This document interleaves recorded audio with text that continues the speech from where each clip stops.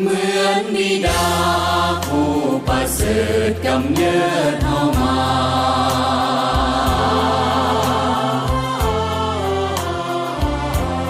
เหมือนมารดาทุ่มกายาให้กายอบอุ่น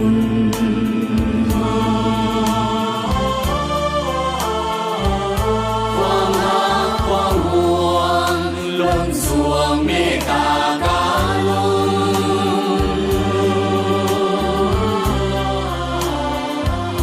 ทักมีบุญคุณยิ่งใหญ่เหลือขนา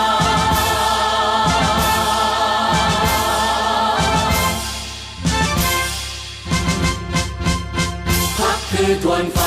ไทยสว่างทั่วแผ่นดินลาวเหมือนเดือนและดาวข่าวปุดผ่องทั่วท้องนภาสุ่มเด่นเหมือนดังสายน้ำสวยงามป่าไม้ภูผามีพักนำพาป่าสาพ้นทุกสุขใจพักป่าสาสนปฏิวัติเราผู้เก่งกล้าอาถรรพ์สานใสนำพาชาติลาวก้าวไปสู่จุดหมายเข้มแข็งหังนี้ย้อนมีภาคชาติลาวได้มีวันนี้ขอจดจำคุณงามความดีจงรักภักดีเทิดทูนพัก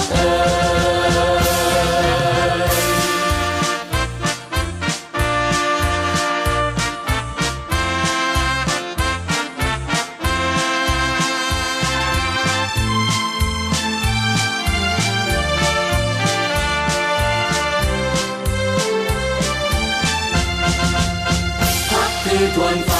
ไทยสว่างทั่วแผ่นดินลาวเหมือนเดือนและดาวข่าวปุดผ่องทั่วท้องนภาสุ่มเด่นเหมือนดังสายน้ำสวยงามป่าไม้ภูผามีพักนำพาป่าสาพ้นทุกสุขใจพักป่าสาสนปฏิวัติเราผู้เก่งกล้าอาถรรพ์สานใสนำพาชาติลาวก้าวไป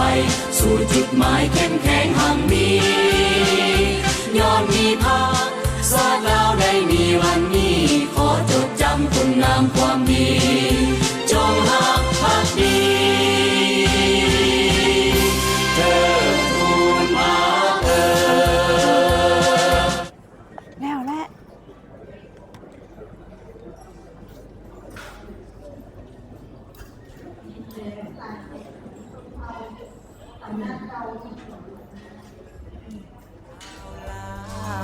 บ่มีวันลงลืมใดตลอดชีวิต เสียงทางเสื่อมพาขึ้น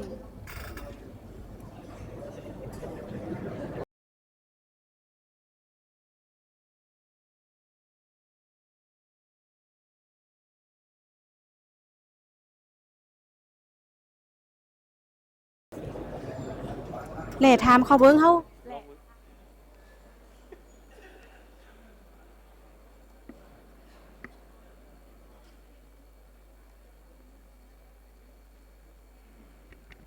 ฮัลโหลลืมไหมเริ่มแบบนี้ไปเลยอันนี้ไปเลยอันนี้ไปเลย ฮะเจ้าสมเสยผลสำเร็จกองประชุมใหญ่องค์คณะพรรคผู้แทนองค์คณะพรรคครั้งที่เก่าอย่างสุดใจพรรคประชาชนปฏิวัติลาวที่มีเกียรติสง่ามั่นยืนสบายดีบรรดาท่านการนำทุกขันแขกทุกภาคส่วนที่เคารพและนับถืออย่างสูงสบายดีบรรดาทานองค์การจัดตั้งพรรครัฐพนักงานทุกภาคส่วนที่เคารพและหักเพลงทุกท่านมื้อนี้พวกข้าพเจ้าทั้งสองก็คือบุญอ้อยแสงอรุณและสายฝนวิสัยพลมีความภาคภูมิใจที่ได้รับเกียรติเป็นพิธีกรในการดำเนินวาระการแสดงศิลปวรรณคดีในพิธีโฮมซุมนุมมิงติงเผยแพร่ผลสำเร็จของประชุมใหญ่ผู้แทนองค์คณะพรรคแขวงหลวงน้ำท่าครั้งที่เก่าในครั้งนี้ แม้แล้วกองประชุมได้ดำเนินมาเป็นเวลา1 วันเคิงในท่ามกลางบรรยากาศที่เบิกบานมวลซืนที่ทั่วภาคทั่วรัฐทั่วกำลังประกอบอาวุธและทั่วปวงชนลาวทั้งชาติ วอลลุ่มเฉพาะแมนแขวงดอนน้ำทางของพวกเขาความออกแข่งแข่งขันกันสร้างผลงานสร้างขบวนการคำนับต้น และก็เป็นการเฉลิมฉลอง3วันประวัติศาสตร์ของพรรคอย่างเป็นขบวนฟุดฟื้น ตลอดระยะ5 ปีผ่านมาไต่การนำพาขององค์คณะพรรคแขวงหลวงน้ำทาสุดที่8ได้เฮ็ดให้แขวงหลวงน้ำทามีความสงบเศรษฐกิจก็ได้ขยายตัวอย่างต่อเนื่องชีวิตการเป็นอยู่ของประชาชนบรรดาเผ่าได้รับการพัฒนาดีชีวิตพัฒนาดีขึ้นเป็นกว่าเก่าในตลอดระยะ5 ปีผ่านมา แม่นแล้วบรรดาทานที่นับถือเลยครับเพลงเพื่อเฮ็ดให้การเผยแพร่ผลสำเร็จของประชุมใหญ่ผู้แทนองค์คณะพรรคแขวงดอนน้ำทาครั้งที่เก่านี้มีความหมายความสำคัญ และมีบรรยากาศเบิกบานมนต์ซื่นทั้งอนุกรรมการขบวนการและพิธีการก็ได้กากเกียมหน่วยศิลปะวรรณคดี เพื่อมาแสดงรับใช้บรรดาทานได้ติดตามรับชม เจ้าพระท่านถึงเวลาแล้วที่จะให้บรรดาทานมาติดตามรับชมการแสดงศิลปะบัณฑิตจากน้องๆของพวกเขา รายการทำอิฐนี้ทานจะได้ติดตามรับชมได้รับฟังการแสดงศิลปดนตรีพื้นเมืองลาวของน้องๆจากศูนย์วัฒนธรรมเด็กของแผนกแถลงข่าววัฒนธรรมและท่องเที่ยวแขวงหลวงน้ำทา เชิญบรรดาทานตบมือต้อนรับนักแสดงของน้องๆของพวกเขากันเลย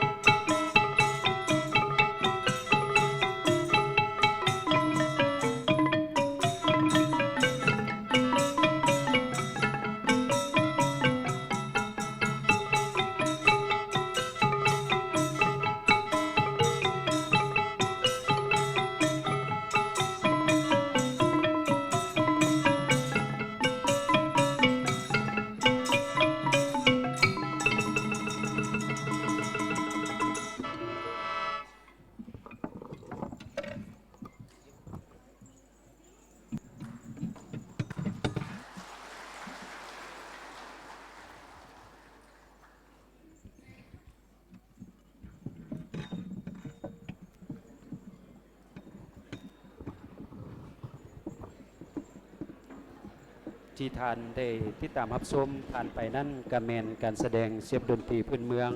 ของน้องๆจากศูนย์วัฒนธรรมเด็กแผนกแถลงข่าววัฒนธรรมและท่องเที่ยวซึ่งก็เป็นดนตรีพื้นเมืองของบรรพบุรุษลาวเฮาได้ประดิษฐ์คิดสร้างขึ้นมา เป็นเสียงอ่อนซอนมวลซืนแบบเอกลักษณ์เฉพาะของชาติลาวเฮา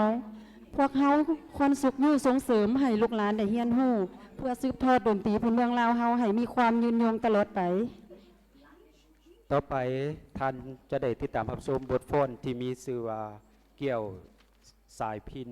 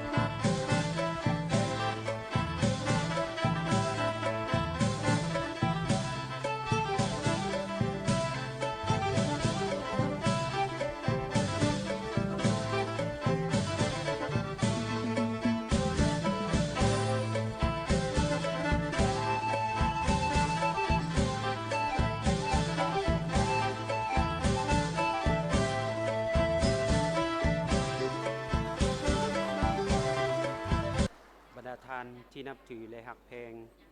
วันที่ 3 เมษายน ปี 2018 องค์การยูเนสโกได้รับรองเอาเสียงแคนลาวเป็นมรดกโลกทางด้านวัฒนธรรมนามธรรมซึ่งเป็นความภาคภูมิใจของปวงชนลาวทั้งชาติ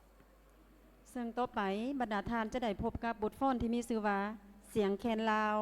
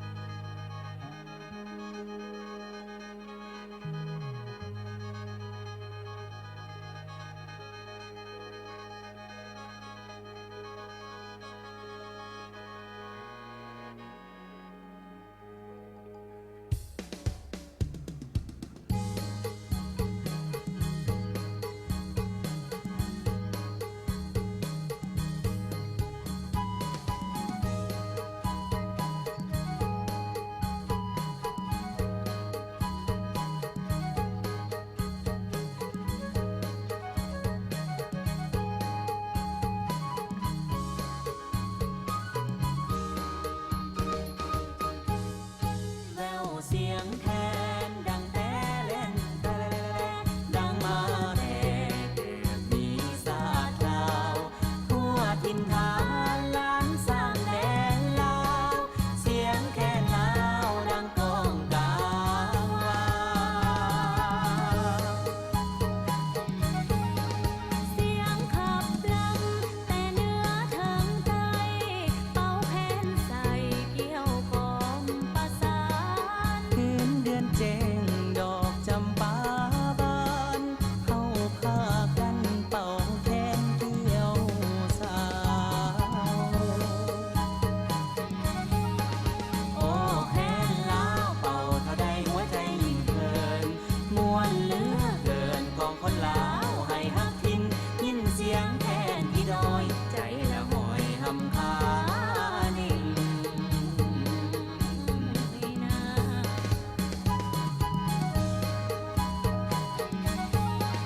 เต้าแคนลาวเต้าโฮมเผาลาวหลายสนเผาเหมือนดังลูกแค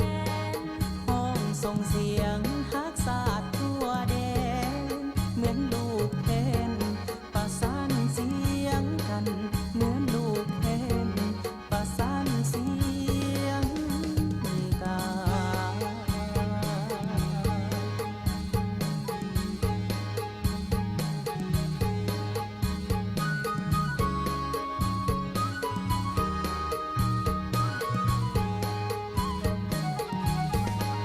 โอ้แคนลาวเป่าเท่าใดหัวใจยิ่งเพลิน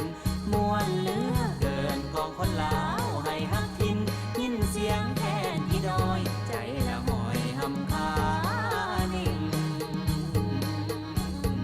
นา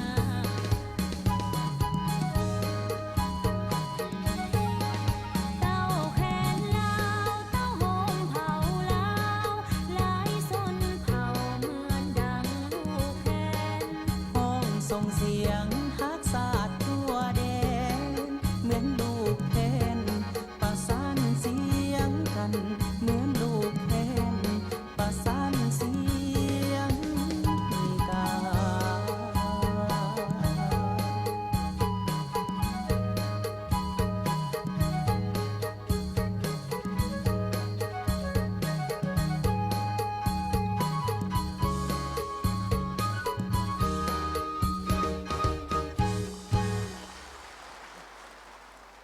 ป่าไม้และสิ่งแวดล้อมมีความสำคัญต่อสิ่งที่มีชีวิตช่วยกันอนุรักษ์รักษาป่าไม้และสิ่งแวดล้อมให้มีความสะอาดปลดมลพิษเพื่อให้สิ่งที่มีชีวิตมีสุขภาพแข็งแรงและมีชีวิตชีวา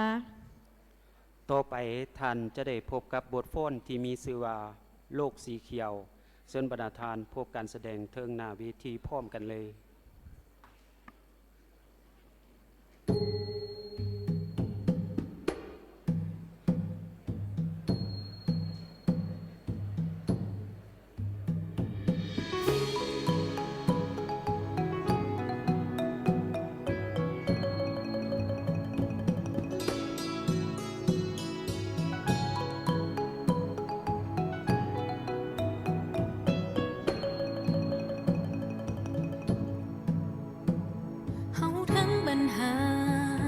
เขาได้ก้าวออกมา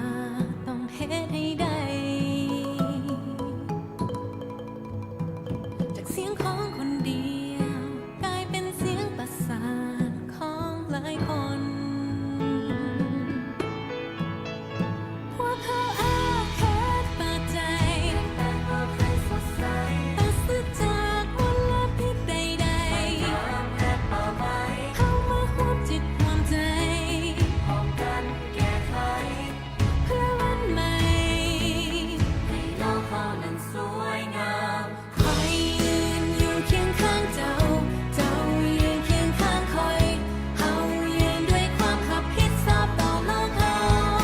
คอยยืนอยู่เคียงข้างเจ้า เจ้ายืนเคียงข้างคอยเฮายืนด้วยความขับพิษสอบต่อโลกเขา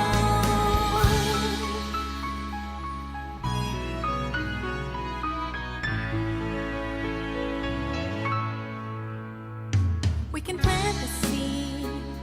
we can make a change right now for a better world,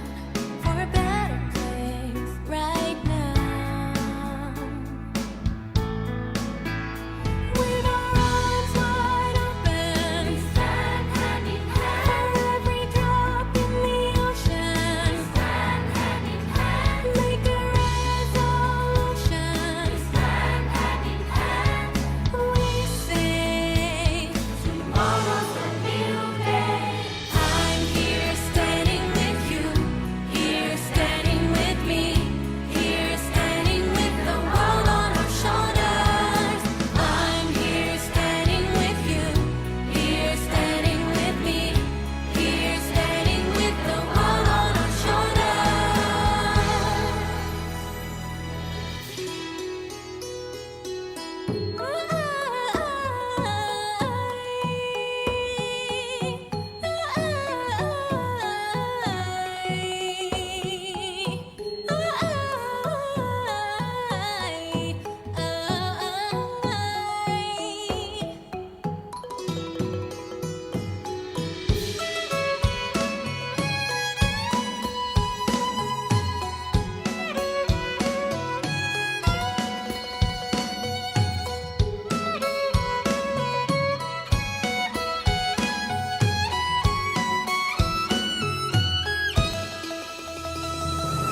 I'm here standing with you,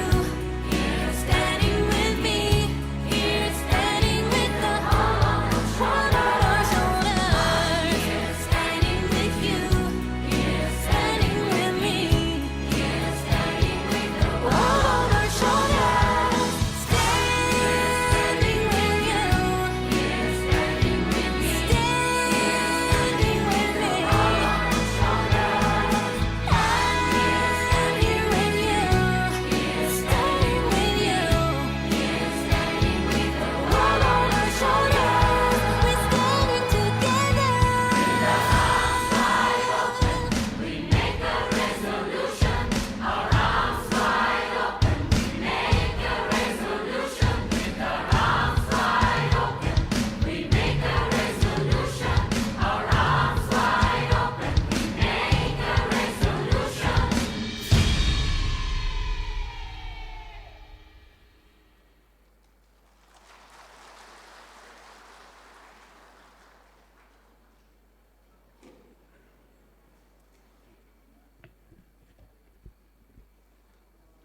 บรรดาทานที่นับถือและฮักเพลง การแสดงของน้องๆ จากศูนย์วัฒนธรรมเด็ก เพื่อพิธีเผยแพร่ผลสำเร็จกองประชุมใหญ่ผู้แทนองค์คณะพรรคแขวงดงน้ำทามฮอดนี่ก็สำเร็จลง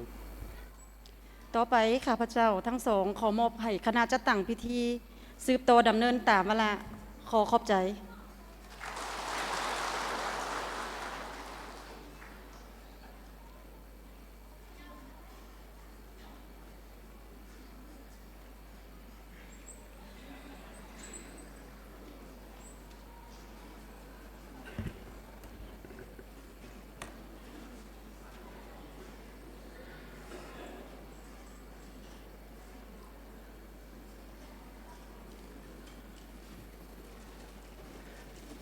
สวัสดีบรรดาท่านแขกผู้มีเกียรติทุกท่าน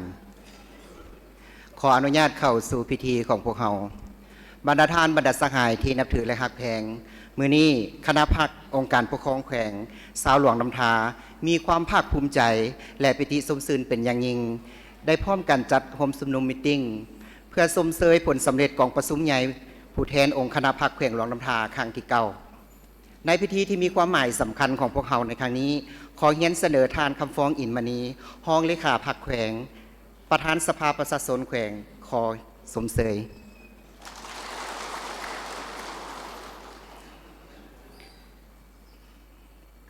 บรรดาท่านบรรดาสหาย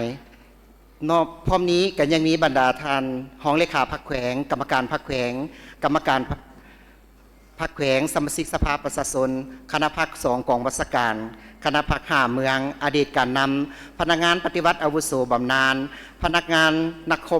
นักศึกษาปัญญาชนตลอดถึงประชาชนบรรดาเผ่าภายในแขวงหลวงน้ำทาของพวกเราก็ให้เกียรติเขาร่วมอย่างพร้อมเพรียงขอแสดงความสมเสยโดยปฏิบัติตามวาระพิธี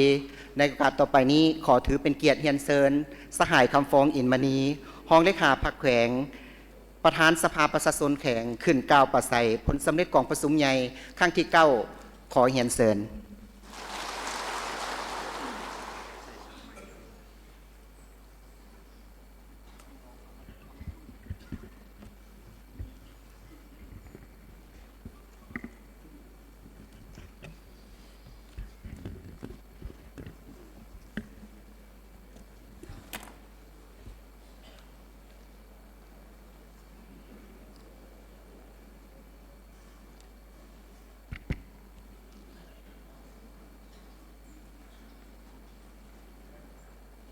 ขอเฮียนใส่ห้องเลขาพรรคแขวงบรรดาสหายกรรมการประจำพรรคแขวงคณะบริหารงานพรรคแขวง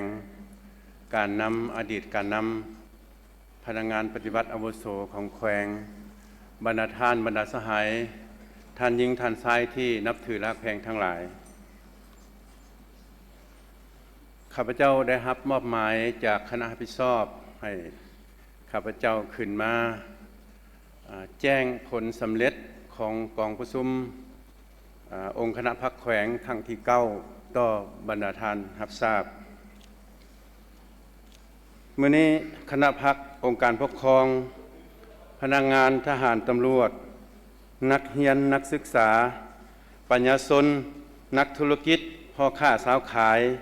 ประชาชนชาวแขวงหลวงน้ำทามีความปิติสมซื่นเป็นอย่างยิ่ง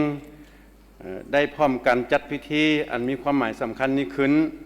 เพื่อสมเสยผลสำเร็จกองประชุมใหญ่ผู้แทนองค์คณะพรรคแขวงหลวงน้ำทาครั้งที่9ที่ดำเนินภายใต้ความขวัญ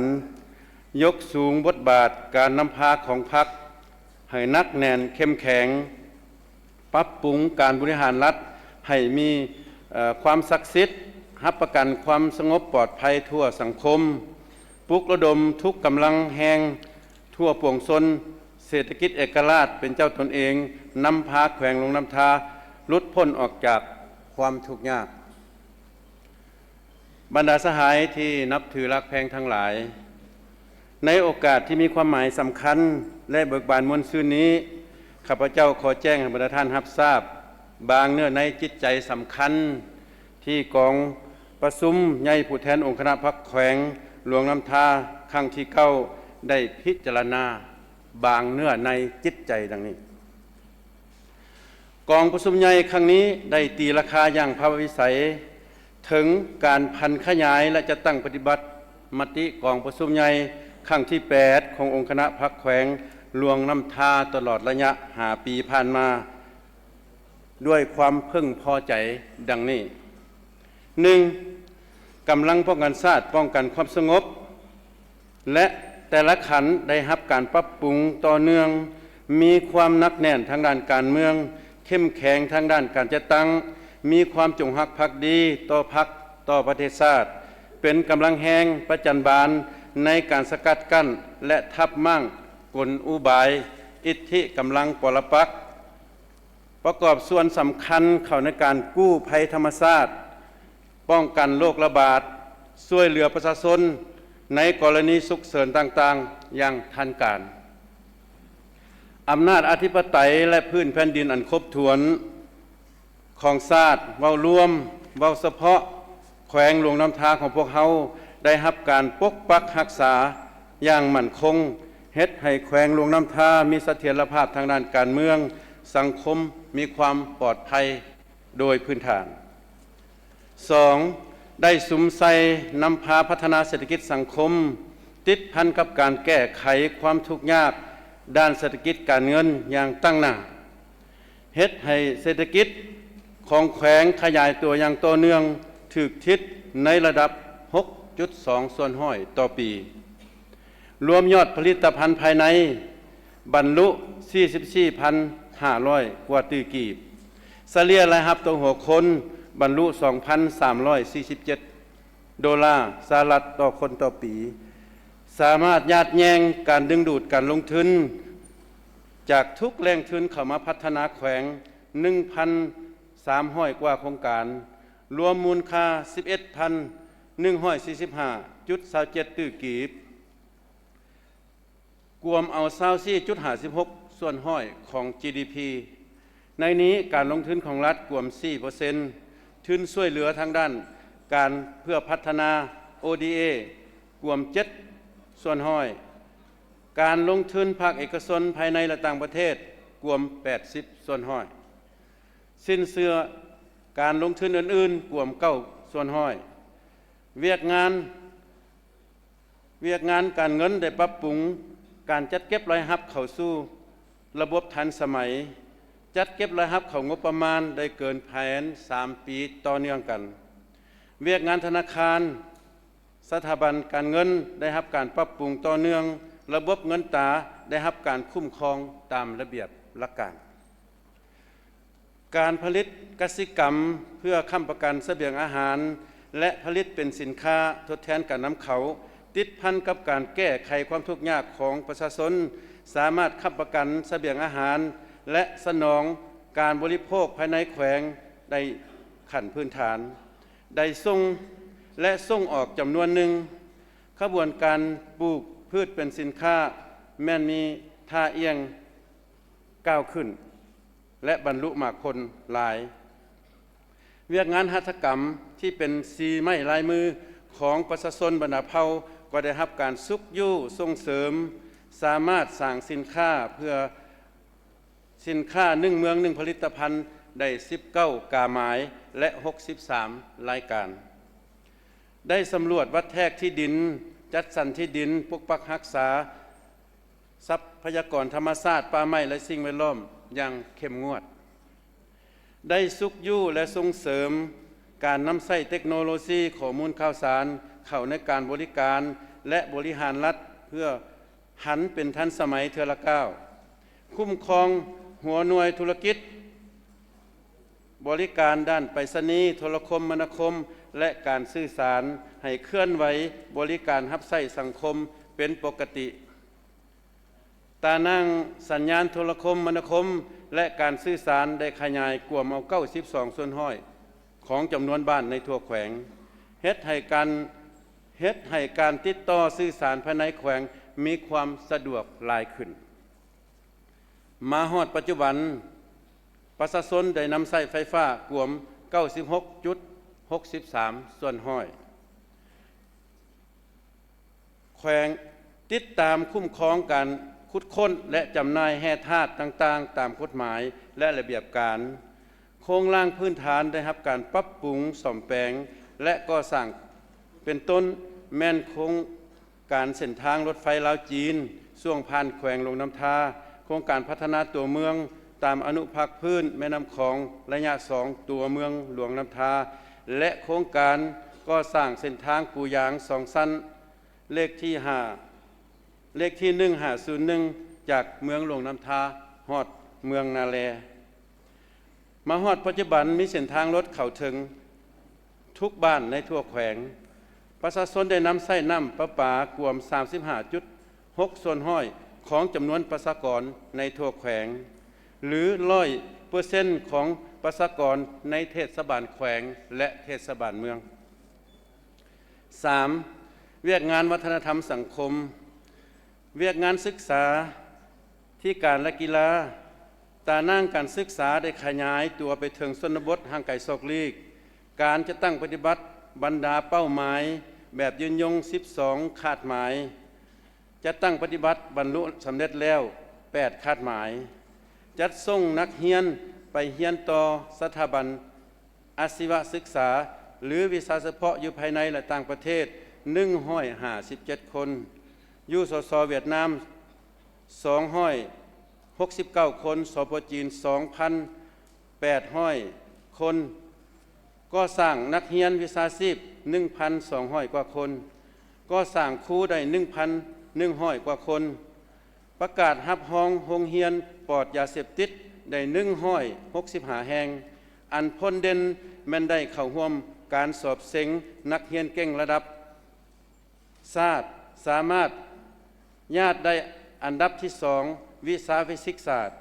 ขั้นม.4 และระดับที่2วิชาเคมีศาสตร์ขั้นม.7 เข้าร่วมการแข่งขันกีฬาเขตและกีฬาแห่งชาติสามารถจะได้ญาติได้5เหรียญคำ10เหรียญเงินและ19เหรียญทองแดงเวียกงานสาธารณสุขได้รับการปรับปรุงตานั่งการบริการแต่ขันแขวงและฮอดขันเมืองและหากฐานบ้านเฝ้าระวังสกัดกั้นพยาธิระบาดตามฤดูกาลพยาธิติดต่ออื่นๆเป้าหมายตัวชีวัตด้านสาธารณสุข11ตัวชีวัตสามารถจะตั้งปฏิบัติบรรลุแล้ว9คาดหมายประกาศแขวงลงน้ำท้าเป็นแขวงยุติการทายสะทรายซักยาวัคซีนป้องกันพยาธิโควิด -19 ได้85ส่วนห้อยของกลุ่มเป้าหมายเอาใจใส่พัฒนาสีมือแรงงานภายในจัดหาเวทงานทำให้แรงงานมีจำนวนเพิ่มขึ้นในแต่ละปีคุ้มครองแรงงานภายในและต่างประเทศตามกฎหมายและระเบียบการปฏิบัตินโยบายต่อพนักงานปฏิวัติอาวุโสบำนาญเสียองคะผู้เสียสละชีวิตในปางสงครามและผู้ที่มีคุณงามความดีต่อประเทศชาติได้ช่วยเหลือสังคมสงเคราะห์ให้แก่ประชาชนผู้ทุกข์ยากนักเรียนผู้ด้อยโอกาสเด็กกำพร้ากำพร้อยผู้ถือข้อห้ายจากการฆ่ามนุษย์และผู้ที่ถือกระทบจากภัยพิบัติอื่นๆอันพ้นเด่นแม้นสามารถแก้ไขฉุกเฉินช่วยเหลือบรรเทาทุกข์ให้แก่ผู้ถือผลกระทบจากภัยพิบัติน้ำท่วมในเดือนกันยาปี 2024 ได้โฆษณาและปลุกระดมทุกภาคส่วนมีส่วนร่วมในการบริจาคเลือดและสร้างธนาคารเลือดเพื่อช่วยเหลือสังคมได้หลายขึ้นกว่าเก่าเวียกงานแถลงข่าววัฒนธรรมเวียกงานแถลงข่าวและสื่อมวลชนได้รับการปรับปรุงดีขึ้นได้อนุมัติได้อนุรักษ์และส่งเสริมขยายวัฒนธรรมและฮิตของประเพณีอันดีงามของชาติของเผ่าไปพร้อมๆกับการกวดกาสกัดกั้นและแก้ไขปรากฏการณ์หย่อท่อทางด้านวัฒนธรรมอย่างต่างหน้าสถานที่ท่องเที่ยวทางด้านวัฒนธรรมธรรมชาติและประวัติศาสตร์ได้รับการพัฒนาเฮ็ดให้แหล่งท่องเที่ยวภายในแขวงมีการขยายตัวอย่างต่อเนื่องอันพ้นเด่นได้รับรางวัลมาตรฐานการท่องเที่ยวอาเซียนจำนวน2รางวัลประกาศพระธาตุเสียงตึงเป็นพระธาตุเสียงตึงเมืองสิงห์เป็นมรดกชาติ 4. เวียกงานก่อสร้างหลักฐานการเมืองพัฒนาชนบทแก้ไขความทุกข์ยากก็ได้รับการจัดตั้งปฏิบัติด้วยความรับผิดชอบสูงระบบการจัดตั้งอยู่หลักฐานได้รับการปรับปรุงอย่างหนักแน่นเข้มแข็งสามารถชี้นำพาเวียกงานแต่ละระยะมีผลสำเร็จพื้นฐานโครงล่างอยู่ขันหักฐานบ้านและกลุ่มบ้านได้รับการพัฒนาอย่างต่อเนื่องการส่งเสริมการบริการและขบวนการผลิตเป็นสินค้าอยู่หักฐานบ้านและกลุ่มบ้านมีท่าขยายตัวอย่างกว้างขวางเฮ็ดให้ชีวิตการเป็นอยู่ของครอบครัวประชาชนบรรดาเผ่านับมือดีขึ้นอันพ้นเด่นแม้นสามารถสร้างเมืองพ้นทุกข์ได้4เมืองบ้านพ้นทุกข์ครอบครัวพ้นทุกข์ ครอบครัวพัฒนามีเปอร์เซ็นต์สูงขึ้น หาองค์การอำนาจรัฐประชาธิปไตยประชาชนภายในแขวงได้รับการปรับปรุงเสริมขยายบทบาทของตนได้อย่างตั้งหน้าไปทิศตามทิศสร้างรัฐประชาชนโดยประชาชนเพื่อประชาชนสภาประชาชนแขวงสมาชิกสภาแห่งชาติประจำเขตเลือกตั้งได้รับการปรับปรุงและเสริมขยายบทบาทสิทธิและหน้าที่ของตนในการเป็นตัวแทนแห่งสิทธิและผลประโยชน์ของประชาชนบรรดาเผ่าค้นคว้าพิจารณารับรองเอาปัญหาสำคัญพื้นฐานของท้องถิ่นนิติกรรมใต้กฎหมายและปัญหาอื่นๆได้ปรับปรุงพระบทบาทกงจักการจัดตั้งและการกำหนดตำแหน่งงานของบรรดาการจัดตั้งรัฐแต่ละขันธ์ให้กระทัดรัดสมเหตุสมผลการคุ้มครองพนักงานรัฐกรคุ้มครองพลเมืองชนเผ่าศาสนาและองค์การจัดตั้งสังคมได้หันเข้าสู่ระเบียบการอย่างตั้งหน้า 6. องค์การแนวร่วมสร้างชาติสหพันธ์รบเก่าและองค์การจัดตั้งมหาชนของพรรคได้เคลื่อนไหวตามพระบทบาทหน้าที่อย่างเต็มส่วนอันพ้นเด่นแม่นขบวนการจัดตั้งปฏิบัติขอแข่งขันขององค์การจัดตั้งมหาชนเป็นขบวนการกว้างขวางได้รับนามยศทุงไซนำหน้าเป็นแขวงซีบุก2 ครั้งต่อเนื่องได้รับการยั่งยืนเป็นแขวงกรรมบาลหาเป็นเจ้า4 ปีต่อเนื่องสร้างบ้านสามัคคีปองดองได้345บ้าน30,000 ครอบครัวประกาศรับรองเมืองนาแลเมืองเวียงภูคาเมืองรองเมืองสิงห์เป็นเมืองปฏิบัติขบวนการสร้างครอบครัวและบ้านสามัคคีปองดองสร้างหน่วยแม่ยิง3นี้ได้179หน่วย384หักฐาน347บ้านได้ระดมการช่วยเหลือจากแขวงวิงฟุกสสเวียดนามเพื่อสร้างเฮือนแห่งความฮักให้แก่แม่ยิงทุกยากอนาถาจำนวน10หลังมูลค่า600 ล้านดงเป็นตัวแบบอย่างในการปกปักรักษาและเสริมขยายมูลเสื้อปฏิวัติสามารถสร้างเมือง3ดี6รักษาได้5เมือง 7. ได้สุมใส่เสริมขยายการพัวพันร่วมมือกับบรรดาแขวงของประเทศเพื่อนมิตรยุทธศาสตร์ประเทศใกล้เคียงและองค์การจัดตั้งสากลตามแนวทางการตั้งประเทศของพรรคต้นตอแม่นการเพิ่มทวีฮัดแน่นสายพัวพันมิตรภาพความสามัคคีพิเศษบรรดาแขวงแฮกเซียวแขวงมิตรภาพนครและกองบัญชาการทหารเขต2แห่งสสเวียดนามปฏิบัติแผนแม่บทการเป็นคู่ร่วมชะตากรรมลาวจีนและซุกยู่ร่วมมือ1แล้ว1เส้นทางพัวพันร่วมมือกับราชอาณาจักรไทยสาธารณรัฐแห่งสหภาพเมียนมาเกี่ยวกับการค้าการบริการการท่องเที่ยวเทคนิคทางด้านกสิกรรม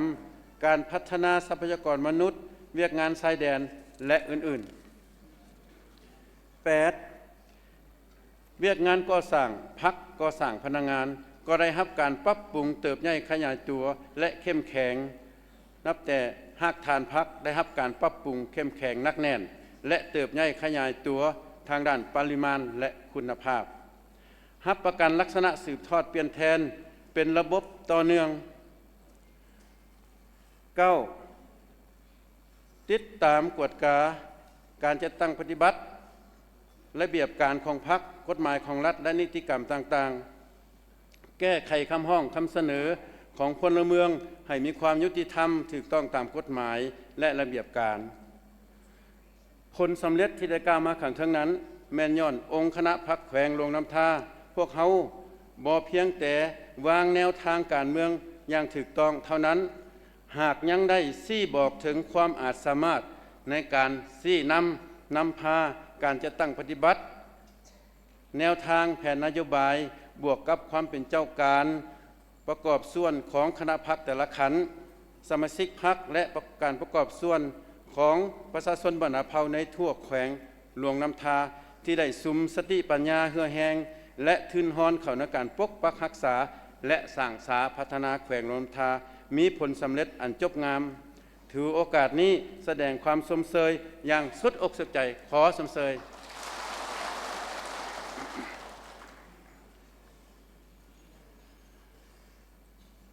บรรดาท่านบรรดาสหายที่นับถือรักแพงนอกจากผลสำเร็จที่กล่าวมานั้นกองประชุมใหญ่องค์คณะพรรคแขวงครั้งที่9ได้เป็นเอกภาพรับพ้องเอาหาสาเหตุที่พ่ายมีผลสำเร็จ8จุดอ่อนของข้างหาสาเหตุที่พ่ายอ่อนและหาบทเรียนที่ถอดถอนได้ในขบวนการจะตั้งปฏิบัติมติกองประชุมใหญ่ครั้งที่8ขององค์คณะพรรคแขวงหลวงน้ำทาของพวกเขาใน5 ปีผ่านมาซึ่งจะพร้อมกันตัดสินใจ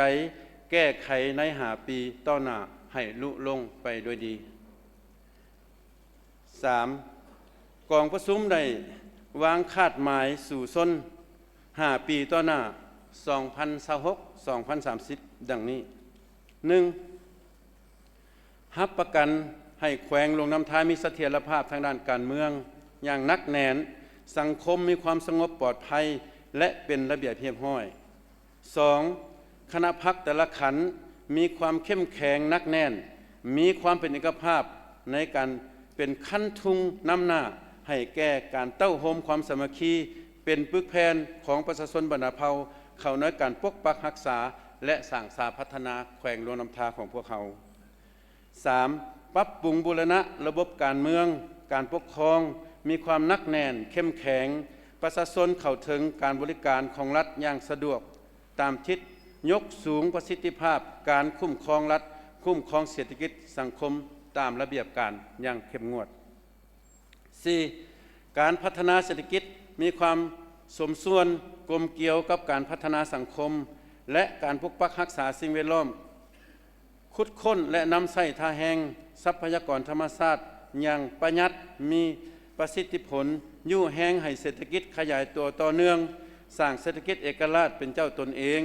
สร้างพื้นฐานให้แก่การหันเป็นอุตสาหกรรมและทันสมัยเทื่อละก้าวรับประกันให้การพัฒนาไปตามทิศมีคุณภาพมีจิตสุมยืนยงสีเขียวสู่ส้นเฮ็ดให้เศรษฐกิจของแขวงหลวงน้ำทาขยายตัวให้ถึกทิศในระดับ 5.2 ส่วนห้อยหาพัฒนาชนบทแก้ไขความทุกข์ยากของประชาชนเฮ็ดให้เกิดมีสีสันชนบทใหม่มีที่มีพื้นฐานการผลิตเป็นสินค้าวัฒนธรรม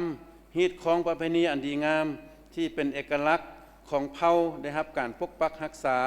และเสริมขยายอย่างแข็งแรงยกระดับคุณภาพชีวิตการเป็นอยู่ของพ่อแม่พี่น้องประชาชนให้สูงขึ้นสร้างครอบครัวพัฒนาให้ได้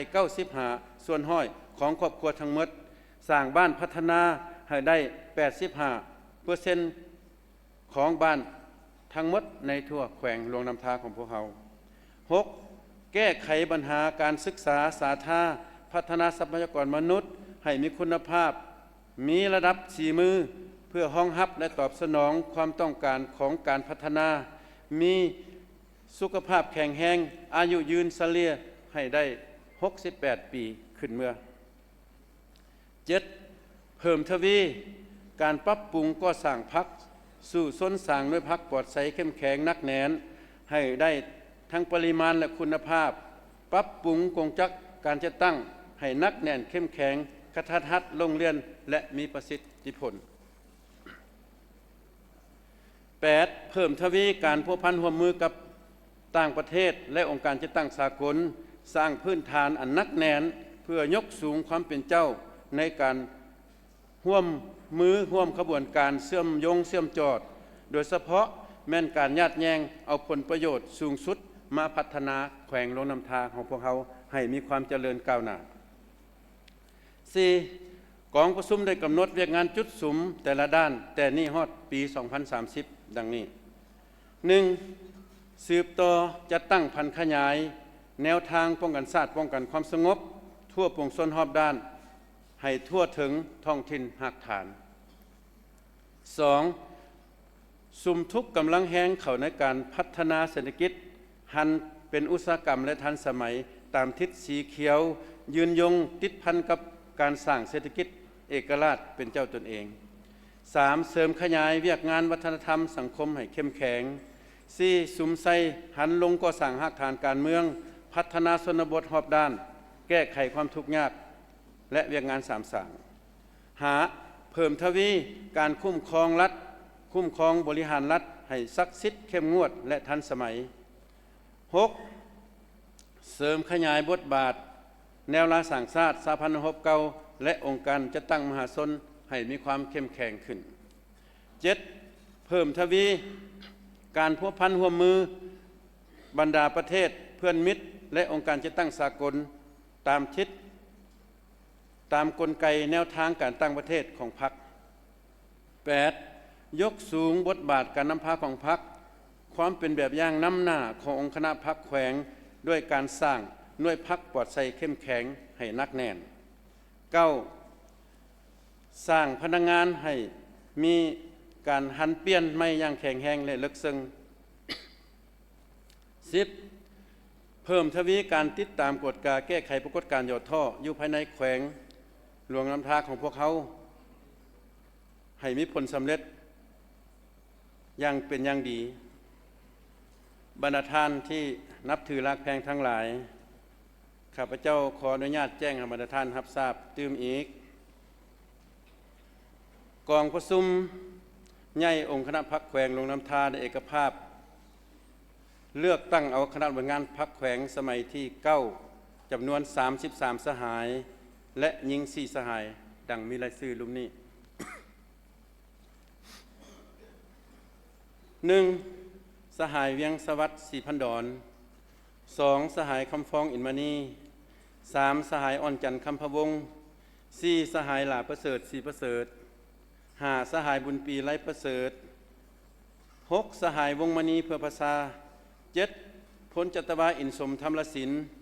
8. สหายบุญทรศรีสวรรค์ 9. สหายพูนแก้วเล่าอิน 10. สหายสิงห์ไซวันคำ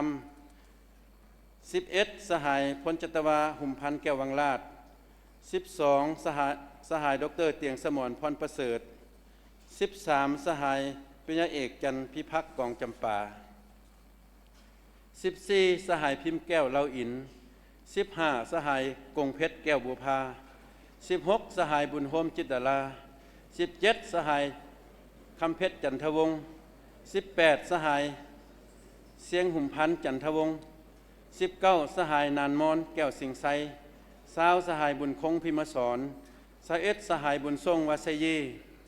22. สหายสมภวันจันทจักวงศ์23. สหายคำศรีดังสวัย24. พันเอกคำตูนบุญเลียนขัน25. สหายนางเกศรแสงยวงศ์26. สหายกองแก้วสิงห์มิไซ27. สหายพันเอกคำเล็กสายคำพวน28. สหายนางวอนแสงบัวดอกทอง29. สหายคำแก้วจันทวงศ์30. สหายนางปานีจิตดารา31. สหายธรรมวงศ์บุญถาวร32. สหายจันทนอมคันธราช33. นางอัมพันธ์สอแสงอินในกองประชุมครั้งปฐมฤกษ์ได้เอกสารเลือกตั้งเอาคณะประจำพรรคแขวงจำนวน11สหายซึ่งประกอบดังนี้ 1. สหายเวียงสวัสดิ์ศรีพันดอน 2. สหายคำฟ้องอินมานี 3. สหายอ่อนจันทร์คำพะวง 4. สหายหลาประเสริฐศรีประเสริฐ 5. สหายบุญปีไร้ประเสริฐ 6. สหายวงมณีเพื่อประสา 7. สหายพลจัตวาอินสมธรรมรศิลป์ 8. สหายบุญทรศรีสวรรค์ 9. สหายพลจัตวาหุ่มพันธ์แก้ววังลาด 10. สหายพูนแก้วเล่าอิน 11. สหายสิงห์ไซวันคำ 2. เลือกตั้งเอาเลขาห้องเลขาคณะบริหารพรรคแขวงดังมีรายชื่อต่อไปนี้ 1. เลือกตั้งเอาสหายเวียงสวัสดิ์ศรีพันดอนเป็นเลขาคณะบริหารพรรคแขวงสมัยที่9ครั้งที่ 9 2. เลือกตั้งเอาสหายคำฟ้องอินมานีเป็นห้องเลขาคณะบริหารพรรคแขวง 3. เลือกตั้งเอาสหายอ่อนจันทร์คำพะวงเป็นห้องเลขาคณะบริหารพรรคแขวง 3. ได้เลือกตั้งเอาประธานห้องประธานคณะกวดกาพรรคดังมีรายชื่อลุ่มนี้ 1. เลือกตั้งเอาสหายบุญทรศรีสวรรค์เป็นประธานคณะกวดกาพรรคเลือกตั้งเอาสหายจันทนอมคันธราชสหายพุทธสอนสีหานาถสหายแฝงทาฮักบุญโฮมเป็นห้องประธานคณะกวดกาพรรคบรรดาสหายที่นับถือรักแพงทั้งหลายสาวแขวงลงน้ำทามีความเชื่อมั่นอย่างนักแน่นว่าภายใต้การนำพาสีน้ำของคณะบริหารงานพรรคแขวงสุทธิเกาโดยมีสหายเวียงสวัสดิ์ศรีพันดอนเลขาคณะบริหารงานพรรคแขวงเป็นผู้นำหน้านั้นจะสืบต่อสร้างบาท9บุกทะลุอันใหม่ในการจะตั้งปฏิบัติแนวทางเปลี่ยนแปลงใหม่อย่างรอบด้านที่มีหลักการของพรรคก็คือมติกองประชุมใหญ่ครั้งที่9ขององค์คณะพรรคแขวงให้ได้รับผลสำเร็จอันใหม่ที่ใหญ่หลวงกว่าเก่าสร้างพื้นฐานอันนักแน่นให้แขวงลงน้ำทาก้าวขึ้นตามทิศเศรษฐกิจเอกราชเป็นเจ้าตนเองฉะนั้นเพื่อตอบสนองความให้ห้องต้องการของหน้าที่การเมืองกองประชุมใหญ่ครั้งนี้กองประชุมใหญ่ผู้แทนครั้งที่9ของพรรคขององค์คณะพรรคแขวงลงน้ำทาวางออกต่อไปข้าพเจ้าต่างหน้าการนำของแขวงต่างหน้าคณะบริหารพรรคแขวง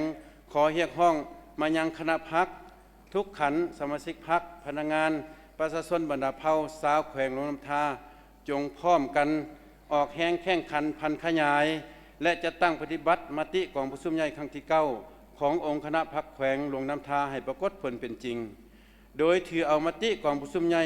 เป็นเข็มทิศเยื้องทางเสื่อมสารกับมติกองประชุมใหญ่ของบรรดาเมืองของแขนงการและหากฐานของตนทั้งหมดนั้นแม่นพลกรรมประวัติศาสตร์อันหนึ่งและแม่นความรับผิดชอบโดยกงของคณะพรรคองค์การปกครองและชาวแขวงลงน้ำทาทุกทวนหน้าถือโอกาสนี้ข้าพเจ้าเรียกร้องมายังคณะพรรคองค์การปกครองแนวราสังชาติองค์การจะตั้งมหาชนและองค์การจะตั้งสังคมสมาชิกพรรคพนักงานชาวแขวงลงน้ำทาจงเสริมขยายมูลเสื้อความสามัคคีเป็นปึกแผ่นจิตใจฮักเสื้อแพงชาติเสิร์ชสู่มนจิตปฏิวัติความอดทนสู่ซนบุกบืนผ่านพาความยุ่งยากและสิ่งท้าทายทดสอบนานาประการเพื่อจะตั้งปฏิบัติมติกองประชุมใหญ่ครั้งที่9ขององค์คณะพรรคแขวงลงน้ำทาให้ปรากฏผลเป็นจริงสมเสยผลสำเร็จกองประชุมใหญ่ครั้งที่9ขององค์คณะพรรคแขวงหลวงน้ำทาสมเสยพรรคประชาชนปฏิวัติลาวผู้จะตั้งนำพาทุกชัยชนะของการปฏิวัติลาวที่มีเกียรติสง่ามันยืนสาธารณรัฐประชาธิปไตยประชาชนลาวมันยืนขอขอบใจ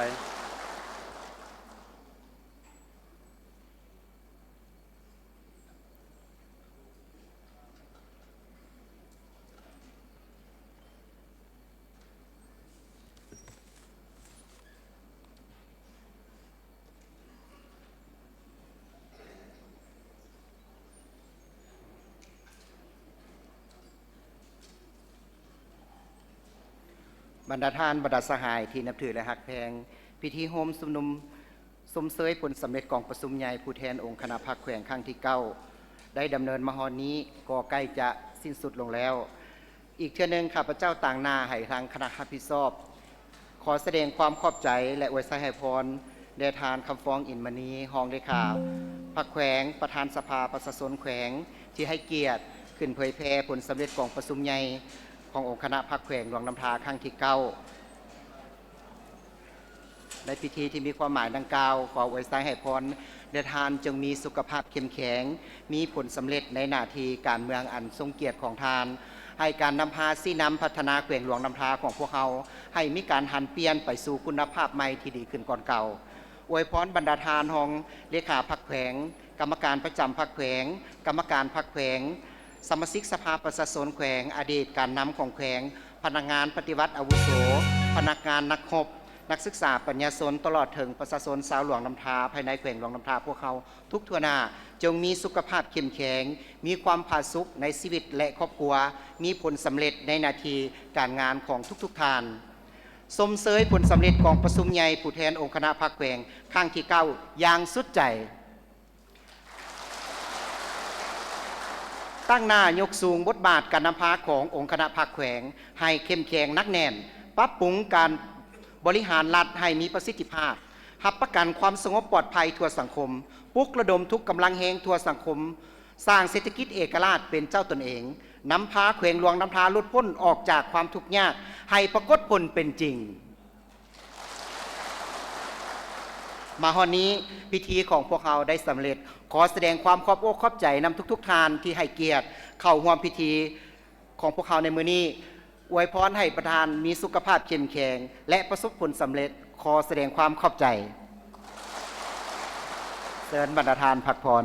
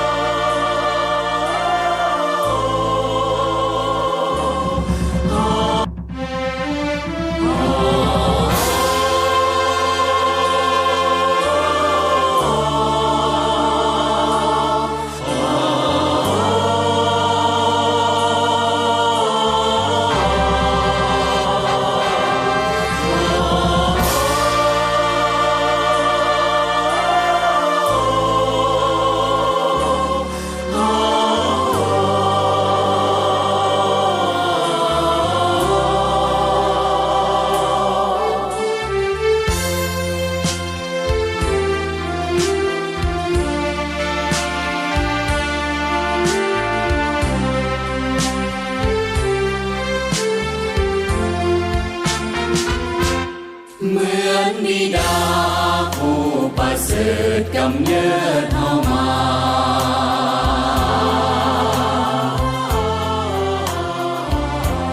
เหมือนมารดาทุ่มกายาให้กายอบอุ่น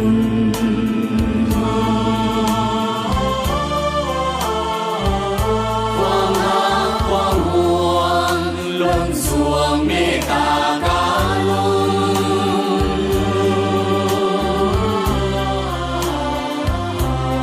ณบุญคุณยิ่งใหญ่เหลือขนา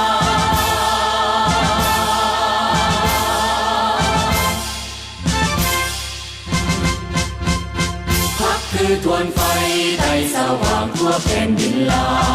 วเหมือนเดือนและดาวข่าวปุดพองทั่วท้องนาภาสุ่มเด่นเหมือนดังสายน้ำสวยงามป่าไม้ภูผามีพักนำพาป่าสาพ้นทุกสุขใจหาเกิดพักป่าสาสนปฏิวัติเราผู้เก่งกล้าอาถรรพ์สานใสนำพาสัตว์ลาวเราไปสู่จุดหมายเข้มแข็งหังนี้ย้อนมีพักศาสตร์ลาวได้มีวันนี้ขอจดจำคุณงามความดีจงรักภักดีเทิดทูนพัก